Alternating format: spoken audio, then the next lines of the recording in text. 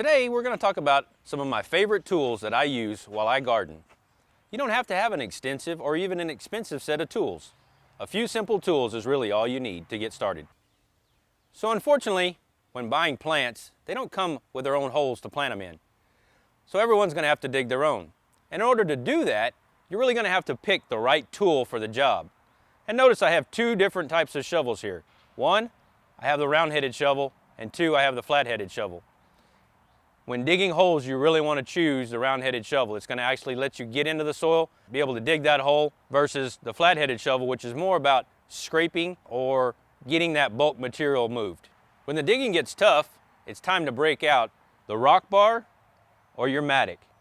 Now notice on the mattock you have a flat end that you can actually kind of claw at the soil and move those big clumps around.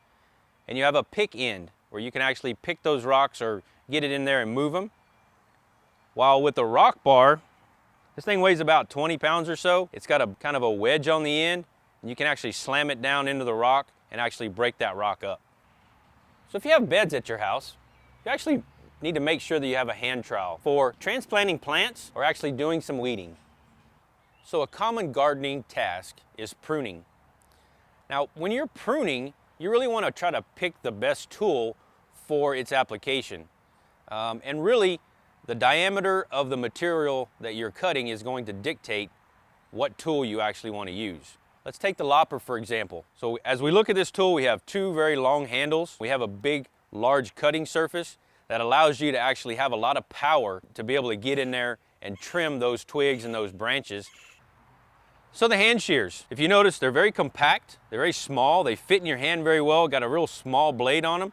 And what that allows you to do when pruning is get in there and be very specific and do that delicate work like deadheading or pick pruning. The hedge trimmers. Now notice we have a little bit longer handle, but more importantly we have this long, straight, narrow blade. And what that allows us to do when we're pruning is to really get in there and sculpt and shape our shrubs and or our ground cover. So let's talk a little bit about rakes. We have two rakes here. We have a big fan rake and we also have a garden rake. When to use which one? Well, the big green fan rake here is really flexible and really going to allow you to be able to move leaves in and around your yard and in and around your flower beds, while the metal rake or the big tooth rake is going to be used for moving big clumps of soil or if you have some rocks that you actually need to move around. As you can see, a few simple tools are all you need to keep your landscape looking great. For more information and resources, visit our website at gardenstylesa.com.